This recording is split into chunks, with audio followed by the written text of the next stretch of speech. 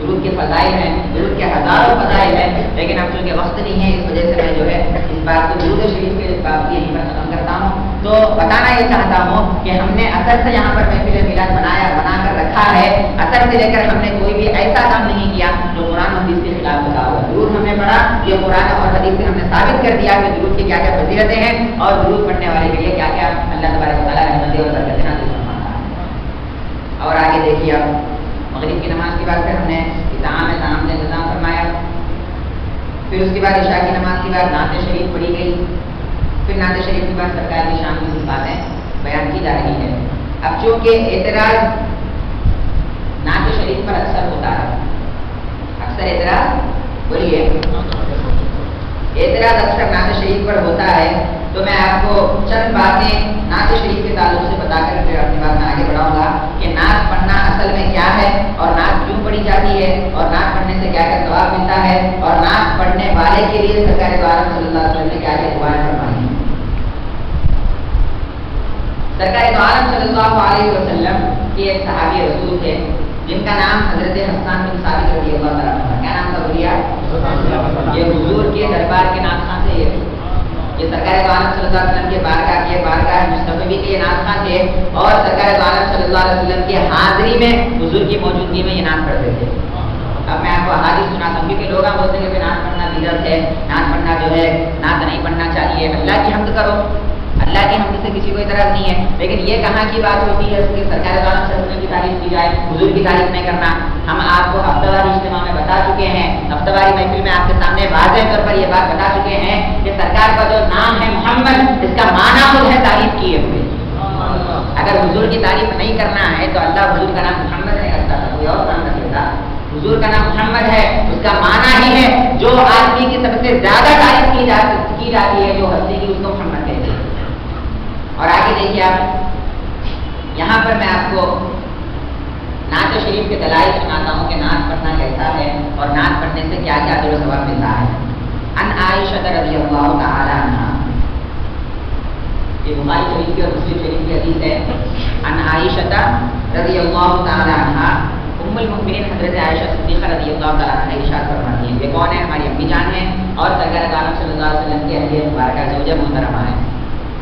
عائشہ صدیقہ رضی اللہ تعالی عنہ بیان فرماتی ہیں، قالت فسمعت رسول اللہ صلی اللہ علیہ وسلم یقول لحسان، میں نے رسول اللہ صلی اللہ علیہ وسلم سے سنا ہے کہ وہ حضرت حسان بن ثابت کو یہ فرما رہے تھے۔ یہ حسان بن ثابت حضور کے نام خان ہے، آپ اتنا ذہن میں رکھ لو۔ اور حضور صلی اللہ علیہ وسلم اپنی تعریف کرنے والے کے لیے اور حضور کی شان میں نعت پڑھنے والے کے لیے حضور یہ ارشاد فرما رہے ہیں، ان روح القدس لا یزال یؤیدک ما نافحت عن اللہ ورسولہ، اے حسان جب تک تو اللہ اور اللہ کے رسول کی طرف سے دفاع کرتے رہے گا، جب تک تو اللہ اور اللہ کے رسول کی تعریف کرتا رہے گا اور حضور کی شان میں نعت پڑھتا رہے گا، روح الامین روح القدس حضرت جبریل کی مدد فرماتے رہیں گے۔ ثابت کیا ہوتا ہے؟ جو بھی سرکار دو عالم صلی اللہ علیہ وسلم کی شان اقدس میں نعتیں گنگناتا ہے، نعتیں پڑھتا ہے اور حضور کی شان میں قصیدے پڑھتا ہے، حضرت جبریل کے ذریعے اللہ اس کی مدد فرماتا ہے۔ اگر نعت پڑھنا شرک یا بدعت ہے تو کیا جبریل علیہ السلام مدد کرتے اس کی؟ کیا اللہ معمور فرماتا حضرت جبریل کو کہ تم جا کے نعت خانوں کی مدد کرو؟ کیا سرکار یہ دعا کرتے کہ اے حسان جبریل تیری مدد کرے؟ اگر نعت پڑھنا شرک یا بدعت ہوتا تو کیا سرکار یہ دعا فرماتے کہ اے جبریل اے حسان جبریل تیری مدد فرمائے؟ اس کا مطلب کیا ہوا؟ یہ نعت خوانی ایک ایسا عمل ہے، ایک ایسا فعل ہے جس سے سرکار دو عالم صلی اللہ علیہ وسلم کو خوشی ملتی ہے اور حضور کو خوش کرنا یہی ہمارا ایمان، یہی ہمارا مقصد ہوتی ہے۔ آپ بولے کہ وہ ایسا کہ اگر حضور ناراض ہو جائے تو پھر ہمارا کہاں کا ایمان، کہاں کا اسلام؟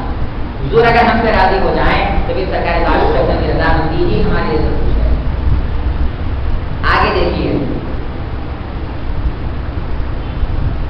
عروہ رضی اللہ تعالیٰ، حضرت عروہ رضی اللہ تعالیٰ سے مروی ہے، کانت عائشہ رضی اللہ تعالیٰ عنہا تکرہ ان یسبح عندہا حسان، حضرت عائشہ رضی اللہ تعالیٰ عنہ کو یہ بات ناگوار گزرتی تھی، یہ بات پسند نہیں تھی حضرت عائشہ صدیقہ رضی اللہ عنہ کو کہ کوئی ان کے سامنے حضرت حسان کو برا بھلا کہے۔ کیوں؟ کیونکہ وہ حضور کے شاعر تھے اور حضور کے ثناخوان اور حضور کے مداح تھے۔ اور آگے دیکھیے کیا فرماتے ہیں، وتقول فإنه قال، حضرت عائشہ صدیقہ فرماتی ہیں کہ حضرت حسان بن ثابت یہ فرماتے تھے، فإن أبي ووالده وعرضي لعرض محمد منكم وقاؤ، یہ بھی بخاری اور مسلم کی حدیث ہے. حضرت حسان بن ثابت کے نعت شریف کا یہ شعر ہے ربی میں. اس کا ترجمہ یہ ہے یا رسول اللہ بلا شبہ میرے ماں باپ میرے باپ دادے میری عزت ہمارا سب کچھ محمد رسول اللہ صلی اللہ علیہ وسلم کی عزت کے لیے قربان ہے اور حضور کی حفاظت کے لیے ہمارے ماں باپ ہمارے باپ دادا سب کچھ حضور کے لیے قربان ہے. اور آگے دیکھیے آپ سرکار دو عالم صلی اللہ علیہ وسلم نے حضرت حسان بن ثابت رضی اللہ عنہ سے ارشاد فرمایا اخرجهم او حاجهم وجبريل معك. یہ بھی بخاری اور مسلم کی حدیث ہے. آپ کو ہم پہلے بتا چکے ہیں اکثر عقائد اہل سنت بخاری سے ثابت ہے. پہلے بتا دیے ہم آپ کو. تو مطلب یہ ہوا سرکار کی حدیث کا بخاری اور مسلم کی متفق علیہ حدیث ہے. سرکار دو عالم صلی اللہ علیہ وسلم ارشاد فرماتے ہیں اے حسان ان کافروں کی مذمت کرو ان کافروں کی برائی بیان کرو ان کافروں کی حجور کرو اور میری تعریف کرتے جاؤ. جبریل معك جبریل تمہارے ساتھ ہے. نعت پڑھنے والے کے ساتھ کون ہوتے ہیں؟ حضرت جبریل کی مدد ہوتی ہے. اللہ تبارک و تعالی حضرت جبریل علیہ السلام کے ذریعے نعت پڑھنے والوں کی مدد فرماتا ہے. اور آگے دیکھیے یہ بڑی پیاری حدیث ہے.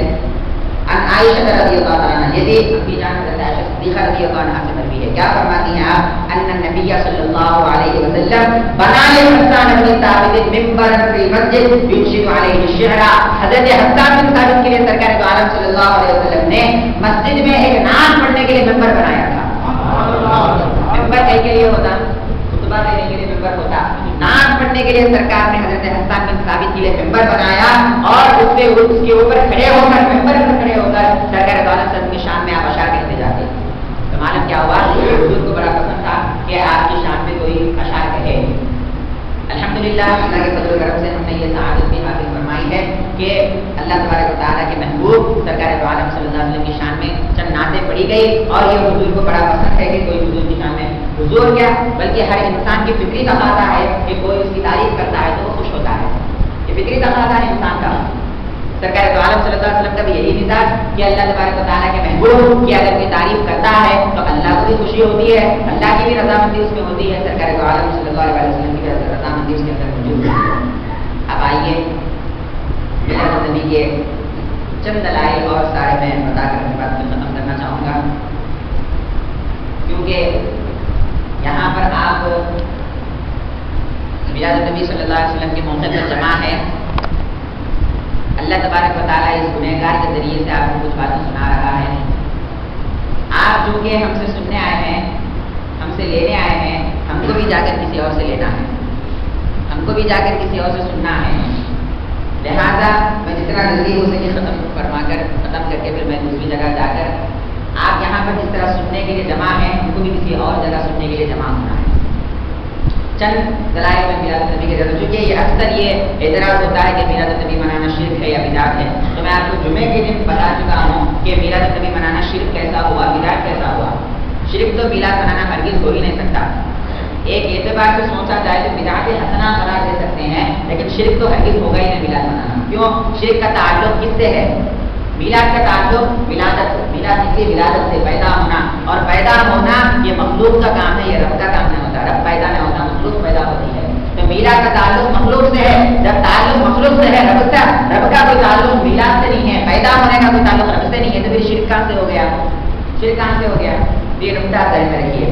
اب آئیے جو میں جمعے کے دن بات بتایا تھا وہی بات دوبارہ بتاؤں گا کہ سرکار دو عالم صلی اللہ علیہ وسلم کی جب ولادت مبارکہ ہوئی تھی تو سرکار کا ایک چچا تھا جو زندگی بھر حضور کا گستاخ رہا حضور کا دشمن رہا ابو لہب جس کی مذمت میں جس کی برائی میں اللہ تبارک و تعالیٰ نے قرآن مجید میں سورہ نازل فرما دیا. اس کے کفر میں کوئی شک نہیں ہے وہ جو ہے کافر ہے اور سرکار دو عالم صلی اللہ علیہ وسلم کا گستاخ ہے اور حضور کا اتنا جو ہے وہ اتنا نفرت کرتا تھا سرکار دو عالم صلی اللہ علیہ وسلم سے کہ بھتیجا ہے سرکار دو عالم صلی اللہ علیہ وسلم لیکن پھر بھی اس کو خیال نہیں ہے.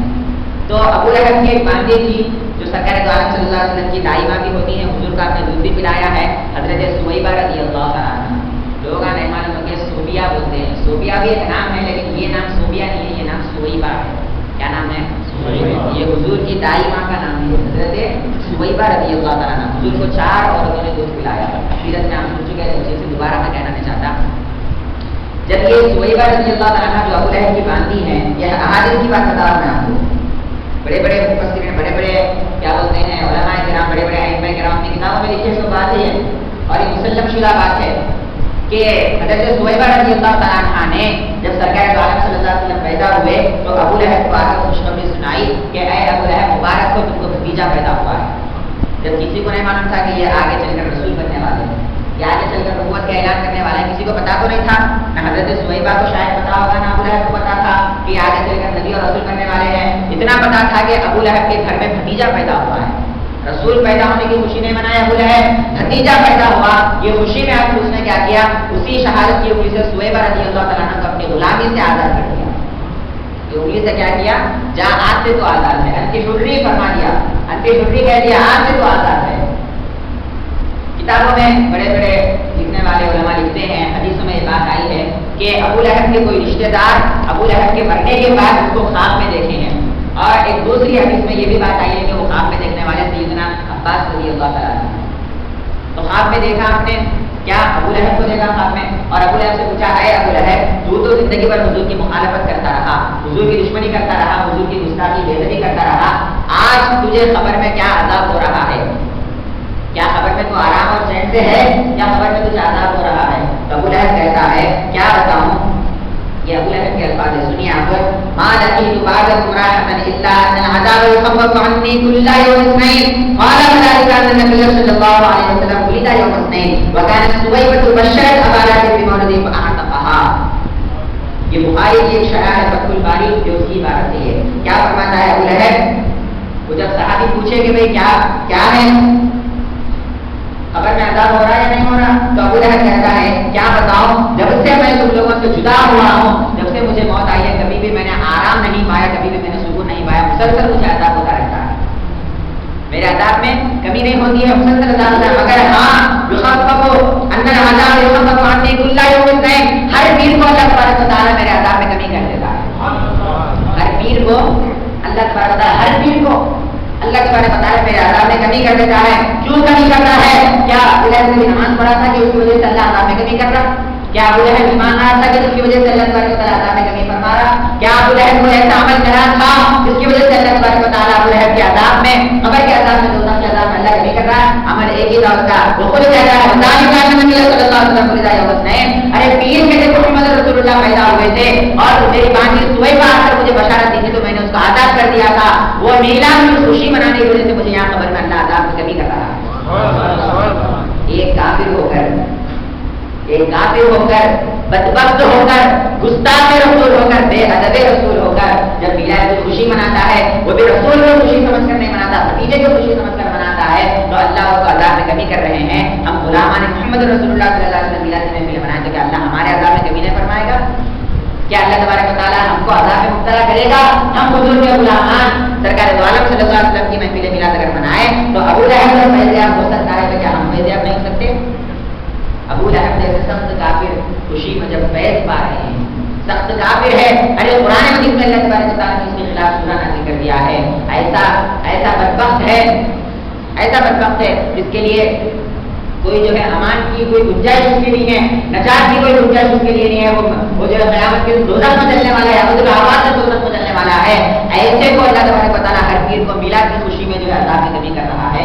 تو آپ بتائیے ایک مسلمان کے لیے جو اللہ کے ایک ہونے کا یقین رکھتا ہو، جو محمد رسول اللہ کے رسول ہونے کا یقین رکھتا ہو، اور بھتیجے کا میلاد نہیں بلکہ رسول کا میلاد سمجھ کر مناتا ہو، نبی کا میلاد سمجھ کر مناتا ہو، حبیب کا میلاد سمجھ کر مناتا ہو، کیا اس کو اللہ تبارک و تعالیٰ عذاب میں کمی نہیں کریں گے؟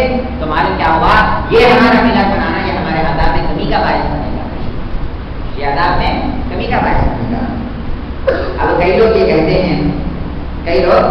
کہتے ہیں کہ بھئی یہ تو ابو لہب کی بات ہے نا، ابو لہب بولا وہ بھی خواب میں بولا، اب کس کو معلوم وہ خواب سچ تھا کہ نہیں تھا؟ اعتراض کرنے والے شیطان جیسے ہی بہکاتا، ہر طرح سے بہکانے والا کو ایک ہی رہتا کس طرح محمد رسول اللہ کے غلاموں کو محمد رسول اللہ سے دور کیا جائے. شیطان کا یہ کام ہے، نماز سے نہیں روکتا شیطان. اگر جس کا ایمان اور زیادہ کمزور ہے تو اس کو نماز سے بھی روکتا، لیکن جس کا ایمان ایک حد تک مضبوط ہے، جس کے ایمان میں تھوڑی بہت قوت ہے، شیطان اس کو نماز سے، روزے سے، زکات سے، حج سے نہیں روکتا، بلکہ اور نماز پڑھانے لگا تھا، اور روزہ رکھانے لگا تھا، اور زکات اور حج کرانے لگا تھا. شیطان اگر روکتا ہے تو محمد رسول اللہ سے تعلق اور رشتہ جوڑنے سے روکتا ہے. آپ کو معلوم ہونا چاہیے، قرآن مجید اگر آپ پڑھیں گے انشاءاللہ کبھی اس بات پر میں تفصیل کا خطاب کروں گا ہفتہ واری محفل میں کہ اسلام حضور سے رشتے کا نام ہے، حضور سے تعلق پیدا کرنے کا نام اسلام ہے. حضور سے تعلق پیدا کرنے کا نام ایمان ہے. حضور کی غلامی کا نام تقویٰ ہے. حضور کی غلامی کا نام ایمان ہے.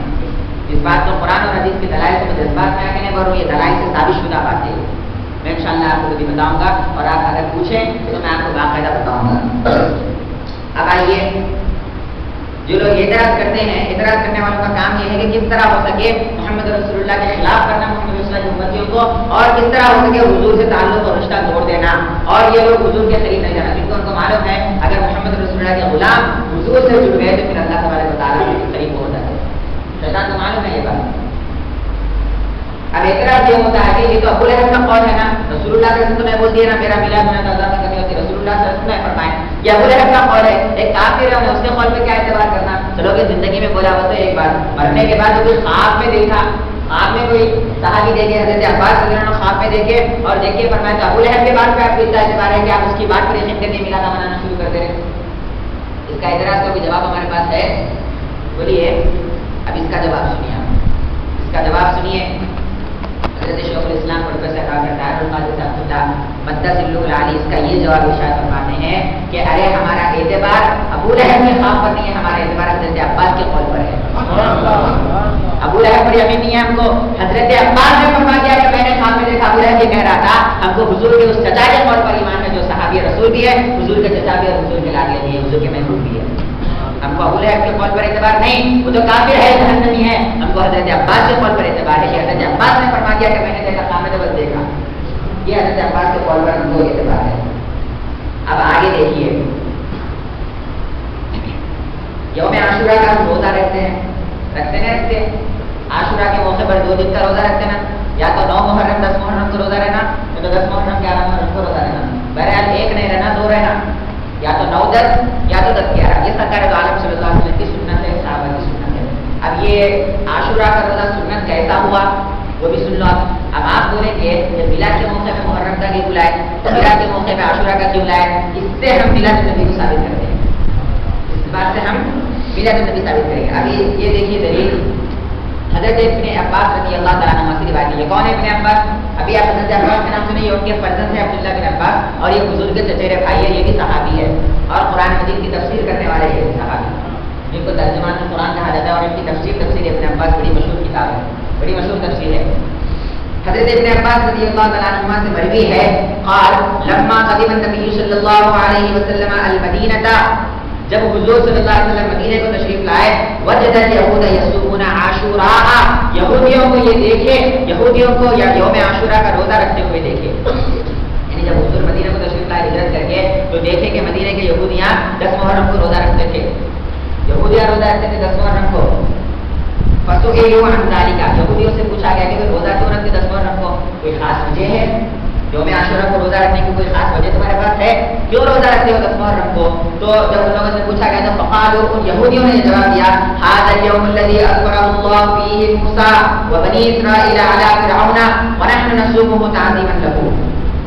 یہودیوں نے جواب دیا یوم عاشورہ کے دن یعنی 10 محرم کے دن اللہ تبارک و تعالیٰ نے حضرت موسیٰ اور حضرت بنی اسرائیل کے فرعون پر غلبہ اور نصرت عطا فرمائی اور فرعون کے خلاف ان کی مدد فرمائی، اور اللہ تبارک و تعالیٰ کے شکر ادا کرنے کے لیے اور اس دن کی تعظیم کے لیے ہم جو ہے اس دن کی یہ جو کامیابی اللہ تبارک و تعالیٰ نے دیا اس کو یاد رکھنے کے لیے ہم یوم عاشورہ کا روزہ رکھتے ہیں. یعنی ہم موسیٰ علیہ السلام کی یاد کے لیے یہ یوم عاشورہ کا روزہ رکھتے ہیں کہ اس دن اللہ تبارک و تعالیٰ نے فرعون کو نجات دیا، فرعون کے ذریعے سے بنی اسرائیل کو نجات دیا. اس کی یاد بنانے کے لیے ہم ہر سال یوم عاشورہ کو ایک روزہ رکھتے ہیں. تو سرکار دو عالم صلی اللہ علیہ وسلم ارشاد فرماتے ہیں قال رسول اللہ صلی اللہ علیہ وسلم نحن اولیٰ بموسیٰ منکم، ارے موسیٰ علیہ السلام پر تمہارے سے زیادہ ہمارا حق ہے. اگر تم موسیٰ علیہ السلام کے زیادہ حقدار ہوتے تو ان کی لاش و احکامات پر عمل کرتے. موسیٰ علیہ السلام کیا فرمایا؟ اٹھا کے دیکھ لینا تورات انجیل سب قرآن ہر کتاب میں جو بھی کتابیں آسمان سے نازل ہوئی ہر کتاب میں یہ ذکر ہے کہ ایک نبی آنے والے ہوتے ہیں جو ان پر ایمان لانا. اگر تم واقعی میں موسیٰ علیہ السلام پر ایمان لانے والے ہوتے تو مسلمان بن جاتے تھے پہلے. تو سرکار نے فرمایا نحن اولیٰ بموسیٰ منکم، ارے موسیٰ علیہ السلام پر ہمارا حق زیادہ ہے. ثم امر بصومہ، یہ بخاری اور مسلم کی حدیث ہے. سرکار نے پھر صحابہ کو دیا کہ تم بھی یوم عاشورہ کا روزہ رکھو، لیکن بعد میں فرمایا کہ تم یہودیوں کی مشابہت ہو جائے گی، سمجھیں گے کہ بھئی یہودی یوم عاشورہ کو روزہ رکھتے ہیں تم بھی روزہ رکھتے ہو، یہودیوں کی مشابہت ہوتی، لہٰذا یہودی ایک روزہ رکھتے ہیں تم 2 روزے رکھو، تاکہ یہودیوں سے مشابہت بھی نہ ہو اور وہ موسیٰ علیہ السلام کی سنت اور اس کی جو ہے وہ تذکرہ زندہ بھی رہے. یہ بات آپ ذہن میں رکھیں، کئی احادیث اس بارے میں آئے ہیں۔ اب یہ سوچ فرما کر بڑے بڑے مفسرین کرام، بڑے بڑے محدثین کرام یہاں پر یہ بات لکھتے ہیں، یہ ان احادیث مبارکہ سے یہ ثابت ہوتا ہے، ان احادیث مبارکہ سے یہ ثابت ہوتا ہے کہ اللہ تبارک و تعالیٰ کی طرف سے کسی پر احسان اور انعام ہوا تو اس دن خوشی منانا اور اس دن کی تاریخ مقرر کر کے خوشی منانا، یہ جو ہے سرکار عالم صلی اللہ علیہ وسلم نے اس کو منانے فرمایا۔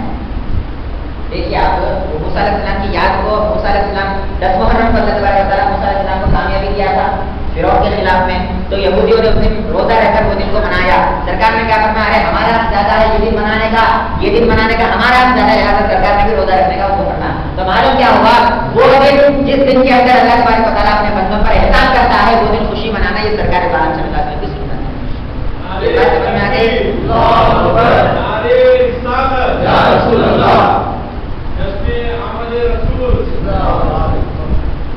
جس دن اللہ تبارک و تعالیٰ کسی پر احسان کرتا ہے اور کسی پر اللہ تبارک و تعالیٰ اپنا انعام کرتا ہے، اپنے انعامات کی بارش کرتا ہے، تو وہ دن کو یاد کرنا ہر سال، یہ سرکار عالم صلی اللہ علیہ وسلم نے اس کو پسند فرمایا اور صحابہ کو روزہ رکھنے کا حکم دیا۔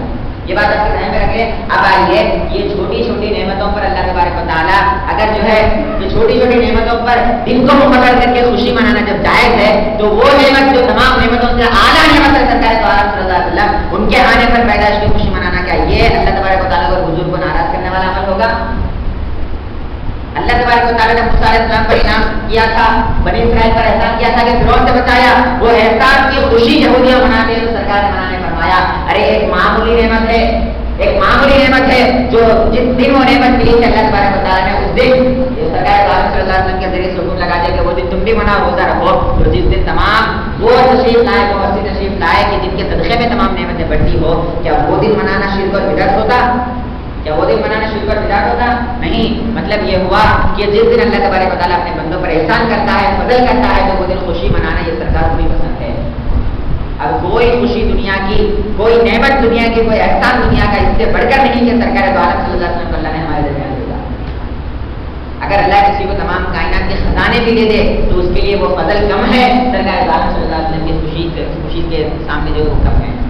تو معلوم کیا ہوا، اللہ تبارک و تعالیٰ نے ہمارے درمیان محمد رسول اللہ صلی اللہ علیہ وسلم کو بھیجا، مبعوث فرمایا، تو یہ ایک ایسا بڑا فضل ہے اللہ کا اور ایسی بڑی نعمت ہے اللہ تبارک و تعالیٰ کی، جس دن یہ نعمت ہم کو ملے اس دن خوشی منانا یہ انسانی تقاضا ہے، یہ مسلمانوں کا کام ہے، یہ ایمان والوں کا کام ہے، خوشی منانا چاہیے۔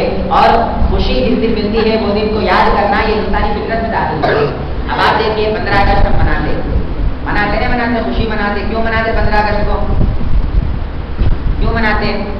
غلاموں سے، غلامی سے ہم جو ہے آزاد ہوئے تھے، انگریزوں کی غلامی سے ہم آزاد ہوئے، اللہ تبارک و تعالیٰ نے ہم کو آزادی دیا، 15 اگست کو ہندوستان آزاد ہوا تھا، لہٰذا ہم کیا کرتے ہیں، اس دن خوشی مناتے ہیں۔ مناتے نہیں مناتے؟ شریعت خلاف شریعت کوئی کام نہیں کرنا، مگر خلاف شریعت کوئی کام نہیں کرنا، خوشی آپ دل میں رکھو، یہ الگ مسئلہ ہے۔